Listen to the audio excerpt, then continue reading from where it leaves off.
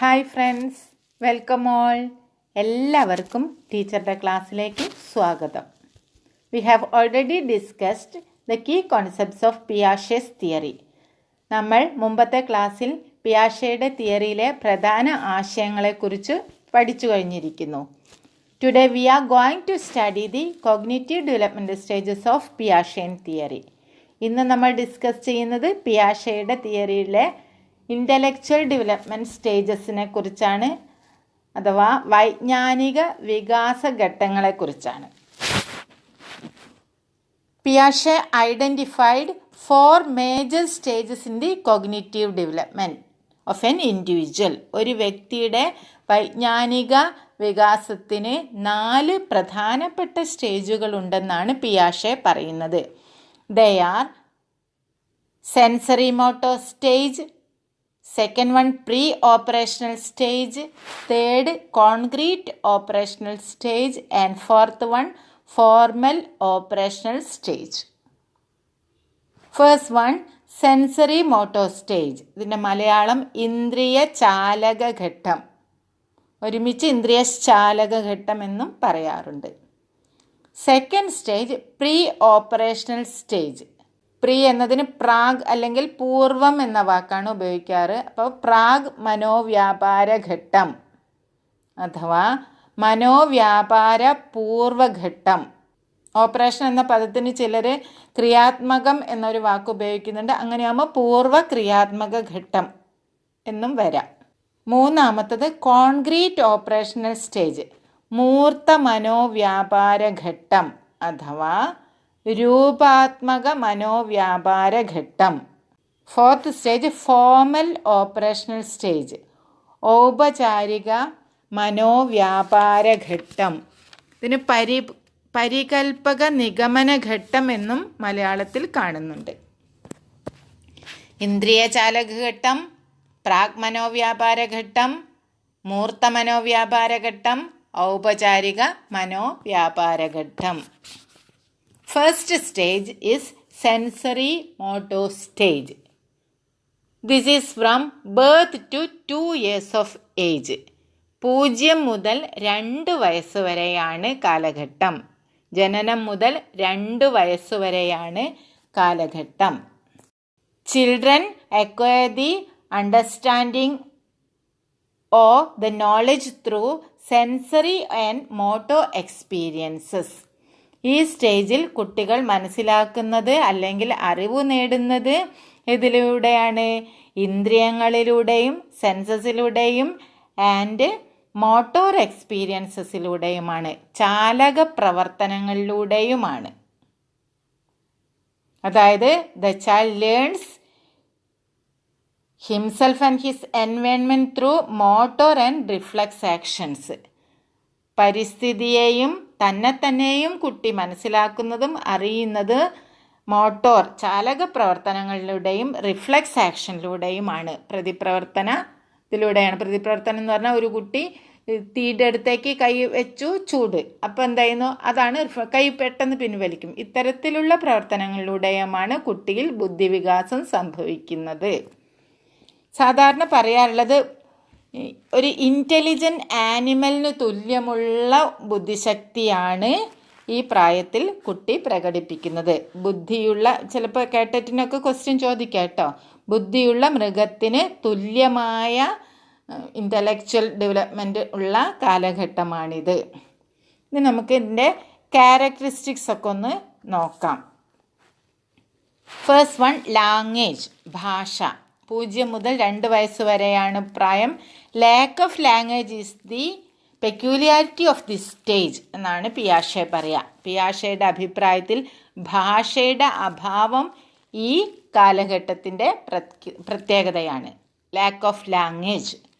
Second characteristic is imitation. At the end of the stage children begin to imitate others or copy actions, speech, sounds and facial expressions they have seen previously. കുട്ടികൾ മുമ്പ് പരിചയപ്പെട്ട അല്ലെങ്കിൽ കണ്ട ആളുകളുടെ വാക്കുകൾ, ശബ്ദങ്ങൾ, അവരുടെ ഫേഷ്യൽ എക്സ്പ്രഷൻസ്, മുഖഭാവങ്ങളെല്ലാം എന്ത് ചെയ്യുന്നു? കോപ്പി ചെയ്യാൻ തുടങ്ങുന്നു, അനുകരിക്കാൻ തുടങ്ങുന്ന കാലഘട്ടം 0 to 2 years. മൂന്നാമത്തതാണ് ഒബ്ജക്റ്റ് പെർമനൻസ്. ഇതുമായി ബന്ധപ്പെട്ട് സാധാരണ ക്വസ്റ്റ്യൻസ് ചോദിക്കാറുണ്ട്. A new born baby does not realise that objects are permanent. ഒരു ന്യൂ ബോൺ ബേബിക്ക് എന്താ അറിയില്ല? ഒബ്ജക്റ്റ്, വസ്തുക്കൾ പെർമനൻ്റ് ആയിട്ട് ഒരു സ്ഥലത്ത് ഉണ്ടെന്ന് അറിയില്ല. What is out of sight is purely out of mind എന്നാണ് കുട്ടി കരുതുക. അതായത് കുട്ടിക്ക് കാഴ്ചയിൽ നിന്ന് കാണാത്തതൊക്കെ എന്താണ്? അങ്ങനെ ഒരു സാധനം ഇല്ല എന്നാണ് വിചാരിക്കുന്നത്. നമുക്കറിയാം. അതുകൊണ്ടാണ് കുട്ടിയെ നമ്മൾ എന്താ പറയാന്നറിയാം, കുട്ടി കത്തിയൊക്കെ എടുത്തിട്ടുണ്ടെങ്കിൽ അമ്മമാർ കാക്ക കൊണ്ടുപോയി എന്ന് പറഞ്ഞിട്ട് ഇങ്ങനെ പിറകിലൊക്കെ ഒളിപ്പിക്കാൻ പറ്റുന്നത്. പക്ഷേ 0 to 2 years ആണല്ലോ. അപ്പോൾ 2 yearsൻ്റെ by the age of 8 months ആകുമ്പോൾ തന്നെ infant develops the concept of object permanence എന്നാണ് പറയുന്നത്. ഏകദേശം 8 മാസം പ്രായമാകുമ്പോഴേക്ക് കുട്ടി എന്ത് ചെയ്യുന്നു? വസ്തുസ്ഥിരത ഉണ്ടെന്ന് കുട്ടി മനസ്സിലാക്കുന്നു. അതായത് എന്തെങ്കിലും കൊണ്ടുപോയി എന്ന് പറഞ്ഞാൽ, കുട്ടി 2 വയസ്സായ കുട്ടിയൊക്കെ നിങ്ങൾക്ക് അറിയാലോ, കുട്ടിയെ പറ്റിക്കാൻ പറ്റില്ല. പിറകിലേക്ക് ഈ സാധനം വെച്ചാൽ കുട്ടി പിറക് നമ്മുടെ ചുറ്റും തിരിഞ്ഞിട്ട് ആ വസ്തു കണ്ടുപിടിക്കുന്നത് കാണാം. അപ്പോൾ നമ്മൾ ഒബ്ജക്റ്റ് പെർമനൻസ് നേടുന്നതും ഈ കാലഘട്ടത്തിലാണ്. നെക്സ്റ്റ് ഈസ് ഈഗോസെൻട്രിസം ആണ് വേറൊരു ക്യാരക്ടറിസ്റ്റിക്സ്. ഈഗോസെൻട്രിസം എന്ന് പറഞ്ഞാൽ അഹം കേന്ദ്രിത ചിന്ത.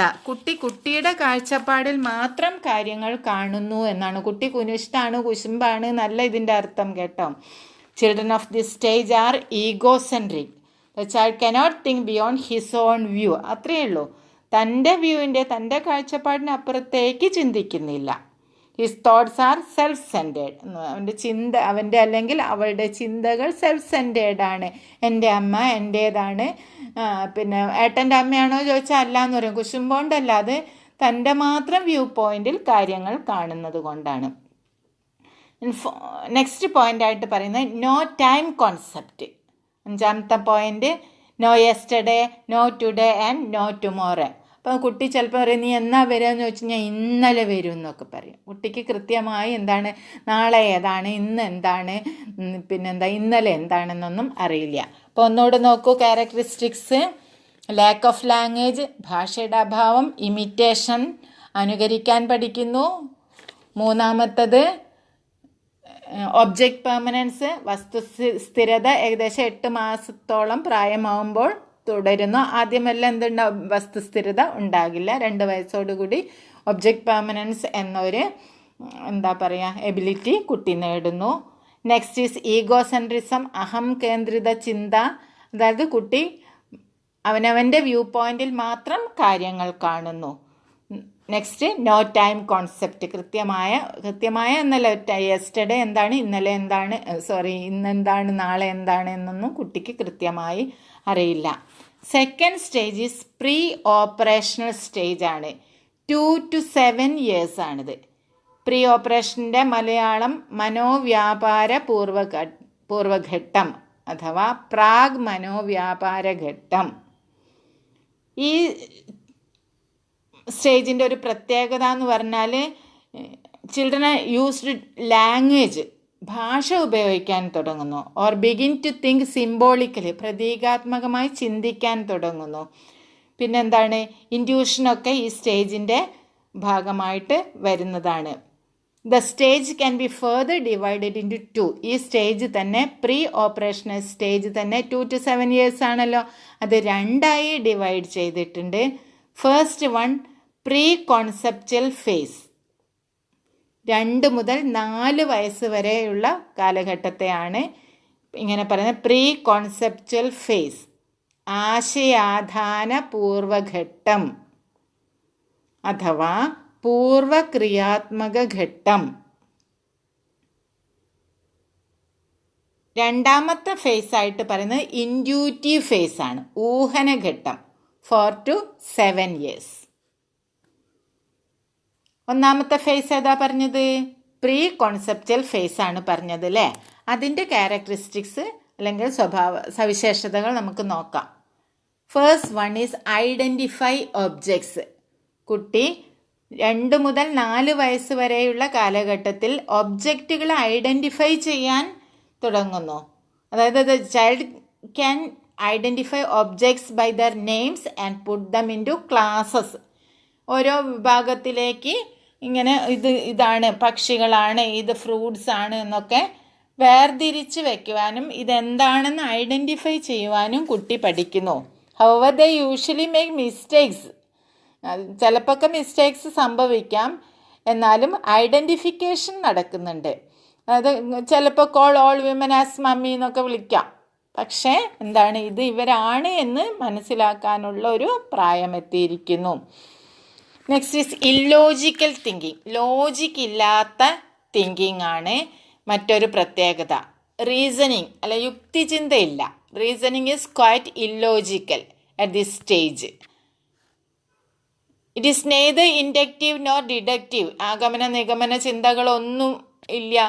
ഇറ്റ് ഈസ്, നമുക്ക് വേണമെങ്കിൽ ട്രാൻസ്ഡക്റ്റീവ് എന്ന വാക്ക് ഉപയോഗിക്കാം. രണ്ടും അല്ലാത്തൊരവസ്ഥയുള്ള ഇല്ലോജിക്കൽ തിങ്കിങ്. അതുകൊണ്ട് കുട്ടി എന്തിനോട് നമുക്ക് എന്ത് പറഞ്ഞു കൊടുക്കാമെന്നറിയോ? ഇങ്ങനെ എന്താ നമ്മൾ പറയുക, കഥകളൊക്കെ പറയുമ്പോൾ പിന്നെ കോടാലിയുമായി വനദേവത പ്രത്യക്ഷപ്പെട്ടു അല്ലെങ്കിൽ ജലദേവത പ്രത്യക്ഷപ്പെട്ടു എന്നൊക്കെ പറഞ്ഞാൽ കുട്ടി അതിനൊന്നും ക്വസ്റ്റ്യൻ ചെയ്യില്ല. കുട്ടി ഇതെന്താ അങ്ങനെ, നമ്മളിപ്പോഴാണ് നമ്മളെന്താ പറയുമോ വനദേവത വരാൻ പോവുകയല്ലേ എന്ന് പറയൂല്ലേ. അതായത് ലോജിക്കില്ലാത്ത കാര്യങ്ങളൊക്കെയാണ് കുട്ടിക്ക് നമുക്ക് പറഞ്ഞു കൊടുക്കാനും പറ്റും. കാരണം കുട്ടി ലോജിക്കില്ലാതെയാണ് തിങ്ക് ചെയ്യുന്നത്, അതുകൊണ്ടാണ്. ഏറ്റവും പ്രധാനപ്പെട്ട ഒന്നാണ് symbolic play or symbolic thinking. ഈ കാലഘട്ടത്തിൻ്റെ ഒരു പ്രത്യേകതയാണ് പ്രതീകാത്മക ചിന്ത. പരീക്ഷയ്ക്ക് ചോദിക്കാം കേട്ടോ.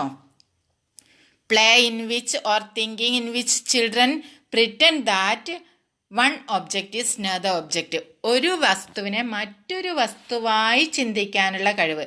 ഇപ്പോൾ ഉദാഹരണത്തിന് കുട്ടികൾ വണ്ടിയൊക്കെ ഓട്ടുന്നത് കാണാം. ഒരു ചെറിയ മരക്കഷ്ണം എന്തെങ്കിലും കിട്ടിയ കീ കി കി കി കി കി കീ എന്നൊക്കെ പറഞ്ഞിട്ട് ഈ ചുമരിൻ്റെ മേലെ കൂടിയൊക്കെ കൊണ്ടുപോയിരിക്കുക. അല്ലെങ്കിൽ പെൻസിലൊക്കെ റോക്കറ്റായിട്ട് ഷൂ എന്ന് പറഞ്ഞത് വിടുന്നതൊക്കെ കാണാം. പിന്നെ തലേണയുടെയൊക്കെ മീതെ കയറി ഒന്ന് വണ്ടിയായിട്ട് ഓട്ടിച്ച് ഭൂ എന്ന് പറഞ്ഞിട്ടൊക്കെ പോകുന്നത് കാണാം. അത് ഒന്ന് മറ്റൊന്നായിട്ട് സങ്കല്പിക്കാൻ പറ്റുന്ന ചിന്തയാണ് സിംബോളിക് പ്ലേ ഉള്ളത്. പ്രീ ഓപ്പറേഷണൽ സ്റ്റേജിലെ പ്രീ കോൺസെപ്ച്വൽ ഫേസിലാണിത്. മറ്റൊരു പ്രത്യേകത എന്ന് പറഞ്ഞാൽ അനിമിസ്റ്റിക് തിങ്കിങ് അല്ലെങ്കിൽ എന്താ പറയുക അനിമിസമാണ്. അനിമിസം എന്ന് പറഞ്ഞാൽ സചേതന ചിന്ത. That is giving human feelings or എന്താണ് attribute human feelings and motives to inanimate objects. Inanimate ആയിട്ടുള്ള സാധനങ്ങൾക്ക് എന്ത് കൊടുക്കുന്നു? ഹ്യൂമൻ ആട്രിബ്യൂട്ട്സ് നൽകുക. ഈ പില്ലോയൊക്കെ എന്താ പറയുക ബേബി ആയിട്ട് എന്താവേ എന്നൊക്കെ പറഞ്ഞ് കളിപ്പിക്കുകയൊക്കെ ചെയ്യൂലേ, അതാണ്. ദെൻ ടോക്കിംഗ് ടു ടോയ്സ്, ജീവനില്ലാത്ത ടോയ്സിനോട് സംസാരിക്കും, ചെടികളോടും പൂക്കളോടും ഒക്കെ സംസാരിക്കുന്നതിനാണ് അനിമിസ്റ്റിക് തിങ്കിങ് അല്ലെങ്കിൽ സചേതന ചിന്ത എന്ന് പറയുന്നത്. നെക്സ്റ്റ് ഈ സ്റ്റേജിലും കണ്ടിന്യൂ ചെയ്യുന്നതാണ് ഈഗോസെൻട്രിസം, അഹം കേന്ദ്രീകൃത ചിന്ത. By egocentrism, Piaget means that the child can see the world only from his own viewpoint എന്ന് മാത്രമേ ഉള്ളൂ കേട്ടോ. തൻ്റെതായ വ്യൂ പോയിന്റിൽ മാത്രം കാര്യങ്ങൾ കാണുന്നു. ദെൻ ഈ പ്രീ ഓപ്പറേഷൻ സ്റ്റേജിലെ രണ്ടാമത്തെ ഫേസാണ് ഇൻറ്റ്യൂറ്റീവ് ഫേസ്, ഊഹനഘട്ടം. 4 to 7 years ആണ് കാലഘട്ടം. Thinking is more imaginative and far from reality എന്ന് പറയാം. യാഥാർത്ഥ്യത്തോടടുക്കാതെ എന്താണ് എല്ലാം ഭാവനയിൽ കാണുന്ന ചിന്ത എന്ന് പറയാം. ഇൻറ്റ്യൂറ്റീവ് റീസണിങ് ആണ് ഒന്നാമത്തെ ക്യാരക്ടറിസ്റ്റിക്സ്. ഈ ഘട്ടത്തിലെ ഏറ്റവും ഫസ്റ്റ് ക്യാരക്ടറിസ്റ്റിക്സ് ആയി നമ്മൾ പറയുന്നത് ഇൻറ്റ്യൂറ്റീവ് റീസണിങ് ഓർ ഇൻറ്റ്യൂറ്റീവ് തിങ്കിങ്ങിന്. Child's thinking at this stage is intuitive in nature, not any logic or logical rule. Reasoning is based on intuition rather than systematic logic. Logic ഒന്നുമില്ല, എന്തെങ്കിലുമൊക്കെ എന്താണ് ഊഹിക്കുകയാണ്. അത് നമുക്കറിയാം. ഈ വല്ലിയിൽ നിന്നു ചെമ്മേ പൂക്കൾ പോകുന്നിതാ പറന്നമ്മേ. പൂക്കൾ പറന്നു പോവാന്ന് വിചാരിക്കും ചിലപ്പോൾ. എന്ത് കാണുമ്പോൾ പൂമ്പാറ്റകളെ കാണുമ്പോൾ കുട്ടി. ഇതൊക്കെ ഈ ഇൻറ്റ്യൂറ്റീവ് സ്റ്റേജിലാണ് നടക്കുന്നത്. പിന്നെ സൺ ആൻഡ് മൂൺ ആ ഫോളോ. ഇപ്പോഴും നമുക്ക് ചിലപ്പോൾ തോന്നില്ല, നമ്മൾ ഈ സ്റ്റേജ് കിടക്കാത്തതുകൊണ്ടായിരിക്കും. സൂര്യൻ ചന്ദ്രനൊക്കെ നമ്മളെ പിറകെ വരുന്നോണ്ടെന്ന് തോന്നുന്നു നടക്കുമ്പം അല്ലേ. നെക്സ്റ്റ് ക്യാരക്ടറിസ്റ്റിക്സ് ആണ്, പ്രധാനപ്പെട്ട മറ്റൊരു ക്യാരക്ടറിസ്റ്റിക്സ് ആണ് ഇറിവേഴ്സബിലിറ്റി ഓർ ഇറിവേഴ്സബിലിറ്റി ഓഫ് തോട്ട്. റിവേഴ്സ് ഇല്ലാത്ത ചിന്ത. ഇറിവേഴ്സബിലിറ്റി എന്ന് പറഞ്ഞാൽ, റിവേഴ്സ് എന്ന് പറഞ്ഞാൽ പ്രത്യാവർത്തനം. അപ്പോൾ ഇവിടെ എന്താണ്? പ്രത്യാവർത്തന ചിന്തയില്ലായ്മ. During this stage reversibility is absent or no backward thought എന്ന് പറയാം. ബാക്ക്വേർഡായിട്ട് ചിന്തിക്കാൻ പറ്റാത്ത അവസ്ഥ. Child can understand that 2 into 4 is 8. 2 4 ചേർന്നാൽ 2 4s are 8. 2 into 4 8 കുട്ടിക്കറിയാം. But he doesn't think 4 into 2 equals 8. 4 into 2 8 കുട്ടിക്ക് അറിയില്ല. അല്ലെങ്കിൽ conversation with a 4-year child ആണ്. Do you have a brother എന്ന് ചോദിച്ചാൽ കുട്ടി എന്ത് പറയും? നിനക്കൊരു ബ്രദർ ഉണ്ടോ എന്ന് ചോദിച്ചാൽ യെസ് എന്ന് പറയും. വാട്ട് ഈസ് ഹിസ് നെയിം ചോദിച്ചാൽ എന്തെങ്കിലും ഒരു പേര്, രാജു എന്ന് പറയും. Does Raju have a brother? രാജുവിനൊരു ബ്രദർ ഉണ്ടോ എന്ന് ചോദിച്ചാൽ കുട്ടി നോ എന്നാ പറയാം. ഏട്ടനുണ്ടോ അനിയനുണ്ടോ എന്ന് ചോദിച്ചാൽ കുട്ടിക്ക് അങ്ങോട്ടും ഇങ്ങോട്ടും പറഞ്ഞാൽ അറിയില്ല, സഹോദരനാണ് എന്നത് അറിയില്ല. അതായത് irreversibility of thought. Next is no time concept എന്ന് പറയാം. കൃത്യമായ എന്തില്ല?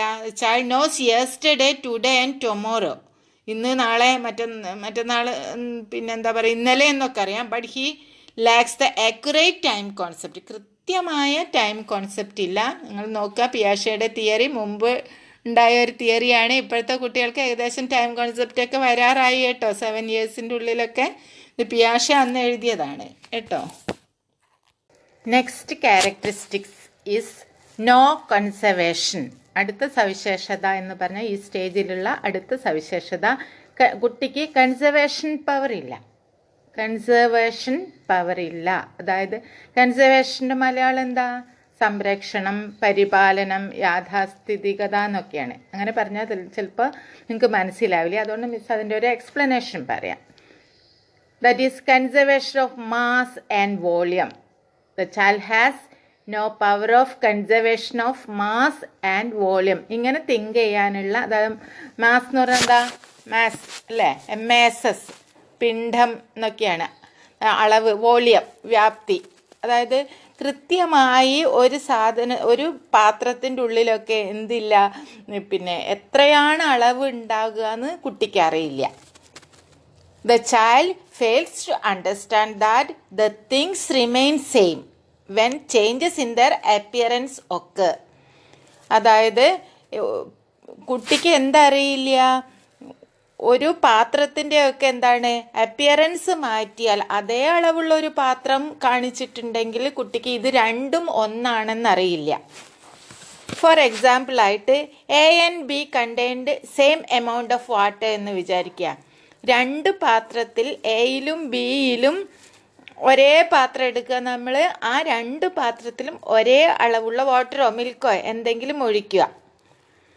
When water B is poured into beaker C, water B ഒരു ബീക്കറിലേക്ക്, കുഴൽ പോലെയുള്ള ഒരു പാത്രത്തിലേക്ക്, ഇതേ അളവ് കൊള്ളുന്ന ഒരു കുഴൽ പോലെയുള്ള പാത്രത്തിലേക്ക് ഒഴിക്കുകയാണെന്ന് വിചാരിക്കുക. Which is longer and thinner than B. ബിയേക്കാൾ തിന്നറായതും മെലിഞ്ഞതും പിന്നെന്താണ് വലുതുമാണ് എന്ന് വിചാരിക്കുക. The child without any doubt agrees that C contains more water. ഇതിലെ വാട്ടർ തന്നെയാണ് ഒഴിച്ചിട്ടുള്ളത്. എന്നാൽ പോലും കുട്ടി എന്ത് പറയും? ഈ നീള കൂടുതൽ കാണുമ്പോൾ കുട്ടി എന്താ പറയുക? സിയിലാണ് കൂടുതൽ വാട്ടർ കൊള്ളുക എന്ന് പറയും. അതേപോലെ തന്നെ കുറേ പെൻസിലൊക്കെ ഒരുമിച്ച് കൂട്ടി വെച്ചിട്ടുണ്ട്. പിന്നെ ചിലയിടത്ത് ഇതേ അളവുള്ള പെൻസിൽ ഇത്രത്തോളം എണ്ണം തന്നെ എന്ത് ചെയ്തിട്ടുണ്ട് പരത്തി വെച്ചിട്ടുണ്ട്. കുട്ടി എന്ത് പറയും? ഈ പരത്തി വെച്ചതിലാണ് കൂടുതലായിട്ട് പെൻസിലുള്ളത് എന്ന് കുട്ടി പറയും. The child at this stage is marked by an inability to conserve in terms of quantity as well as in numbers. എണ്ണത്തിലും ക്വാണ്ടിറ്റിയും കൃത്യമായി ഈ അളവ് പറയാൻ കുട്ടിക്ക് കഴിയാത്ത ഒരവസ്ഥയാണ് നോ കൺസർവേഷൻ പവർ എന്ന് പറയുന്നത്. Next stage is concrete operational stage. Concrete എന്ന പദത്തിന് നിങ്ങൾക്കറിയാലോ മൂർത്തം എന്നാണ് അർത്ഥം. ഡയറക്റ്റ് അല്ലേ? അപ്പോൾ കോൺക്രീറ്റ് ഓപ്പറേഷൻ സ്റ്റേജിൻ്റെ മലയാളം മൂർത്ത വ്യാപാര ഘട്ടം, മൂർത്ത ക്രിയാത്മക ഘട്ടം, ഈ വേറൊരു പേരും കൂടി ചിലപ്പോൾ നിങ്ങൾക്ക് കാണാവുന്നതാണ്, രൂപാത്മക വ്യാപാര ഘട്ടം. കോൺക്രീറ്റ് എന്ന രൂപാത്മകം, അതായത് രൂപം തന്നെ കണ്ടിട്ട് തിരിച്ചറിയുന്ന, ഡയറക്റ്റ് ആയിട്ടുള്ള സാധനങ്ങൾ കണ്ട് തിരിച്ചറിയുന്ന കാലഘട്ടം. വയസ്സ് നോക്കൂ, 7 to 12 years ആണ്. ചില ബുക്കുകൾ 7 to 11 years എന്നും കാണാവുന്നതാണ്. The child makes rational or logical judgments എന്ന് പറയാം about concrete phenomenon. കോൺക്രീറ്റ് ആയിട്ടുള്ള അല്ലെങ്കിൽ ഒബ്സർവബിൾ ആയിട്ടുള്ള ഡയറക്റ്റ് ആയിട്ടുള്ള കാര്യങ്ങളിൽ കുട്ടിക്ക് എന്ത് ജഡ്ജ് ചെയ്യാൻ പറ്റുമോ? യുക്തിപരമായി ചിന്തിക്കാൻ കഴിയും. പക്ഷെ എന്താവില്ല, അബ്സ്ട്രാക്റ്റ് തിങ്സിനെ കുറിച്ച് ചിന്തിക്കാനുള്ള കഴിവില്ല. ഇനി ഈ ഏജിൻ്റെ ക്യാരക്ടറിസ്റ്റിക്സ് എന്ന് പറയുന്നത് എന്തൊക്കെയാണ്? First one, flexibility in thinking. That is no egocentrism. അതായത് തൻ്റേതായ വ്യൂ പോയിന്റിൽ മാത്രമല്ല കാണുന്നത്, കുറച്ചുകൂടെ ചിന്തകളിൽ അയവ് വന്നിരിക്കുന്നു. The child is able to take others view point also. Next is reversibility. പ്രത്യാവർത്തന ചിന്ത വന്നിരിക്കുന്നു. തിരിച്ചും മറിച്ചും ഒക്കെ ചോദിച്ചാൽ അറിയാൻ പറ്റുന്നു. Able to think forward and backward. 2 into 3 is equals 6 എന്നും 3 into 2 6 ആണെന്നും കുട്ടിക്ക് മനസ്സിലാവുന്നു. പ്രത്യാവർത്തന ചിന്ത, അതായത് ഫോർവേഡ് മാത്രമല്ല ബാക്ക്വേഡ് ആയിട്ടുള്ള തോട്ടും കുട്ടിക്ക് ഉണ്ടാകുന്നു. Next is classification. മൂന്നാമത്തെ പോയിന്റ് ക്യാരക്ടറിസ്റ്റിക്സ് ക്ലാസിഫിക്കേഷൻ. വർഗീകരണം നടത്താൻ കുട്ടിക്ക് കഴിയുന്നു. The child can able to classify objects. ഓരോ സാധനങ്ങൾ എടുത്താൽ ഇത് പെന്നാണ്, പെന്നിൻ്റെ കൂട്ടമാണ്, പെൻസിലാണ്, ഇങ്ങനെ ഓരോന്നിനെയും വർഗീകരിച്ച് വയ്ക്കുവാൻ കുട്ടിക്ക് കഴിയുന്നു. ഇത്തരത്തിലൊക്കെ ക്വസ്റ്റ്യൻ ചോദിക്കാം കേട്ടോ ആപ്ലിക്കേഷൻ ലെവലിൽ. Next is serialisation. ക്രമീകരിച്ച് വയ്ക്കാൻ പറ്റുന്നു. ക്ലാസിഫിക്കേഷനിൽ എന്താ ചെയ്യുന്നതെന്ന് വെച്ചാൽ ഓരോന്ന് ഇത് ഏതിലാണ് ഐഡൻറ്റിഫൈ ചെയ്ത് ഇത് ഏതിലാണ് എന്ന് പറഞ്ഞു വയ്ക്കാൻ പറ്റുന്നു. സീരിയലൈസേഷൻ എന്ന് പറഞ്ഞിട്ടുണ്ടെങ്കിൽ then arrange things from largest to small and vice versa or smallest to largest. വലുതിൽ നിന്ന് ചെറുതായിട്ട് ക്രമമായിട്ട് വയ്ക്കാൻ പറ്റുന്നു. അതേപോലെ തിരിച്ചും അതേപോലെ ചെറുതിൽ നിന്ന് വലുതിലേക്കും ക്രമീകരിച്ച് വയ്ക്കുവാൻ കുട്ടിക്ക് കഴിവുണ്ടാകുന്ന കാലഘട്ടമാണിത്. ഈ സീരിയലൈസേഷനും ക്ലാസിഫിക്കേഷനും സാധാരണ പരീക്ഷയ്ക്ക് ചോദിച്ച് കാണാറുണ്ട്, കാറ്ററ്റിനൊക്കെ. Fifth point is conservation power. കുട്ടിക്ക് കൺസർവേഷൻ പവർ കിട്ടുന്നു.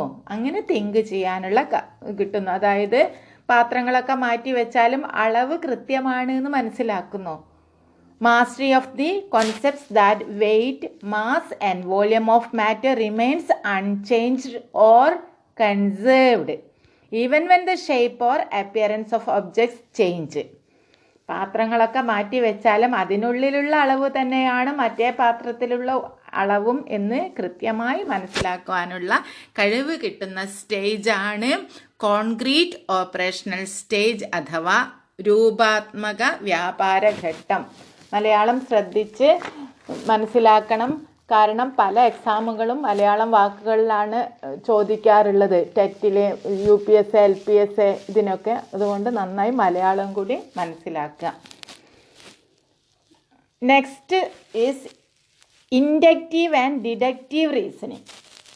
ഇൻഡക്ഷൻ ഓർ ഇൻഡ്യൂസീവ് എന്ന് പറഞ്ഞാൽ എന്താ?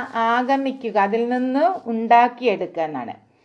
One of the important characteristics of this stage is inductive reasoning and deductive reasoning. കുട്ടിക്ക് രണ്ട് കഴിവും ഉണ്ടാവുന്നു. മാറിപ്പോവരുത്. Inductive reasoning or inductive method എന്നൊക്കെ പറഞ്ഞാൽ ആഗമന രീതി എന്നാണ്. That is including specific to general എന്ന് പറയാം. എക്സാമ്പിളിൽ നിന്ന് റൂൾസിൽ എത്തുന്നതാണ്, ഇൻഡ്യൂസ് ചെയ്തെടുക്കുന്നതാണ് ആഗമന രീതി അഥവാ ഇൻഡക്റ്റീവ് വേ. അറ്റ് ഈസ് ഇപ്പം എന്താ പറയുക, എക്സാമ്പിൾ തന്നിട്ട് ഇപ്പം മലയാളത്തിലൊക്കെ മുമ്പ് നിങ്ങൾ പഠിച്ചിട്ടുണ്ടെങ്കിൽ വൃത്തം പഠിക്കുക എന്നൊരു രീതി ഉണ്ടായിരുന്നു. അത് നേരെ തിരിച്ചാണ്. വൃത്തം പഠിച്ചിട്ട് ഇത് ഏത് വൃത്തത്തിലാണ് പെടുക എന്ന് പറയും. ഇപ്പം അത് പ്രാക്ടിക്കലായിട്ട് എങ്ങനെയാണ് ചെയ്യുന്ന, എക്സാമ്പിൾസ് നൽകിയിട്ട് ഏത് താളത്തിലാണ് എന്ന് പറഞ്ഞിട്ട് അതൊരു വൃത്തത്തിലേക്ക് എത്തിക്കുകയാണ് ചെയ്യുന്നത്. അത് ആദ്യം എന്ത് നൽകും, എക്സാമ്പിൾസ് നൽകും, പിന്നെ അതിൻ്റെ റൂളുകളിലേക്ക് എത്തിച്ചേരുന്നു. സ്പെസിഫിക് ടു ജനറൽ എന്ന് ഓർമ്മിക്കുക. ഇത് ഏതെങ്കിലും ഒന്നേ പഠിക്കാൻ വിട്ട്, എന്നാലേ മറ്റേത് ഓർമ്മ വരുള്ളൂ, അല്ലെങ്കിൽ കൺഫ്യൂഷനിലാവും. നെക്സ്റ്റ് വേ എന്ന് പറയാൻ ഡിഡക്റ്റീവ് റീസണിങ് ആണ്. നിഗമന രീതി എന്നൊക്കെ പറയാം. ആഗമരീതി അല്ലെങ്കിൽ ആഗമന രീതി എന്നും കാണുന്നുണ്ട്. നിഗമ രീതി അല്ലെങ്കിൽ നിഗമന രീതി. അതിൽ നിന്ന് എന്താണ്, നമ്മൾ ഇതായിരിക്കുമെന്ന് ഊഹിച്ചെടുക്കുന്നതാണ്. Deductive means using rules or general principles to find general solutions to specific problems. Specific problems solve ചെയ്യുവാൻ വേണ്ടി ജനറൽ ആയിട്ടുള്ള സൊല്യൂഷൻ നൽകുന്നു. ഉദാഹരണത്തിന് ആദ്യം ടീച്ചർ എന്ത് നൽകും, മാത്തമാറ്റിക്സ് ക്ലാസ്സിൽ ഒരു ഇക്വേഷൻ നൽകും. a² + 2ab + b² a+b² = a² + 2ab + b² എന്ന് ആദ്യം ആ ഇക്വേഷൻ നൽകും. പിന്നീട് അതെന്ത് ചെയ്യാൻ പറ്റും പറയും, ആ ഇക്വേഷൻ വെച്ച് പ്രോബ്ലം സോൾവ് ചെയ്യാൻ പറ്റും. വേണ്ടി പറയുന്നതാണ് ജനറൽ ടു സ്പെസിഫിക്, അല്ലെങ്കിൽ റൂൾസിൽ നിന്ന് എക്സാമ്പിൾസിലേക്ക് എത്തുന്നത് ആണ്. മനസ്സിലായി എന്ന് വിചാരിക്കുന്നു. 2 ടൈപ്പ് തിങ്കിങ്ങും കുട്ടിയിൽ വരുന്നു, inductive thinking and deductive thinking. Inductive thinking means എക്സാമ്പിൾസിൽ നിന്ന് റൂൾസിലെത്തുന്നു, or specific to general. Deductive means rules to example. കുറേ റൂൾസ് തരും, അതിൻ്റെ എക്സാമ്പിൾസ് നമ്മൾ കണ്ടുപിടിക്കണം. അഥവാ റൂൾസിന് നമുക്ക് എന്ത് പറയാം, ജനറൽ ടു എക്സാമ്പിളിന് സ്പെസിഫിക് എന്ന് പറയാം. Next stage is formal operational stage ആണ്. ഏതാ വർഷം, ഏത് ഇയർ ആണ്? പ്രായം 12 ടു അഡോളസൻസ്. 12 ഓർ 11 എഴുതിയെങ്കിൽ 11 മുതൽ 12 എന്ന് നിങ്ങൾ എഴുതുന്നതാണ് കുറച്ചുകൂടെ ബെറ്റർ. 12 മുതൽ കൗമാര കാലഘട്ടം വരെയാണ് ഫോർമൽ ഓപ്പറേഷണൽ സ്റ്റേജ്. ഫോർമലിൻ്റെ മലയാളം അറിയാലോ, ഔപചാരികം. ഓപ്പറേഷൻ എന്ന് പറഞ്ഞാൽ മനോവ്യാപാരം അല്ലെങ്കിൽ ക്രിയാത്മകം. ഫോർമൽ ഓപ്പറേഷൻ സ്റ്റേജ് ഔപചാരിക മനോവ്യാപാര ഘട്ടം. ഇതിന് വേറൊരു മലയാളം കാണുന്നത് പരികൽപ്പന ഗമനഘട്ടം കാണുന്നുണ്ട്. പരികൽപ്പന ഗമനഘട്ടം. At this stage, the child's thought process becomes systematic and well integrated. ഈ സ്റ്റേജിൽ ഇത്തരം ഒരു ക്വസ്റ്റ്യൻ ചോദിക്കാം കേട്ടോ. ഈ സ്റ്റേജിലാണ് കുട്ടിയുടെ ചിന്താപ്രക്രിയ സിസ്റ്റമാറ്റിക് ആയിട്ടും കൃത്യമായി വെൽ ഇൻ്റഗ്രേറ്റഡ് ആയിട്ടും കാണപ്പെടുന്നത്. Thinking includes abstraction. ഇപ്പോൾ കോൺക്രീറ്റ് ആയിട്ടുള്ള കാര്യങ്ങൾ മാത്രമല്ല, കുട്ടിക്ക് അബ്സ്ട്രാക്റ്റ് തിങ്സ് കൂടി മനസ്സിലാകുന്നു. ഇപ്പോൾ വാത്സല്യം എന്ന് പറഞ്ഞാൽ മനസ്സിലാവുന്നു, അസന്നിഗ്ധാവസ്ഥ എന്നൊക്കെ പറഞ്ഞാലൊക്കെ മനസ്സിലാവുന്നു. ദെൻ ഇതിൻ്റെ ക്യാരക്ടറിസ്റ്റിക്സ് നോക്കൂ. ഫസ്റ്റ് വൺ, ഡീലിംഗ് അബ്സ്ട്രാക്ഷൻ എന്ന് തന്നെ. അമൂർത്തത അല്ലെങ്കിൽ അമൂർത്തമായ കോൺസെപ്റ്റുമായി ഡീൽ ചെയ്യുവാൻ കുട്ടിക്ക് കഴിയുന്നു. Child learns to deal with the abstraction. He or she no longer leads to thinking in terms of concrete objects or events. Direct ആയിട്ടുള്ള ഇവൻറ്റ്സ് ഒന്നും കുട്ടിക്ക് പറയണമെന്നില്ല, കുട്ടിയോട് പറയണമെന്നില്ല.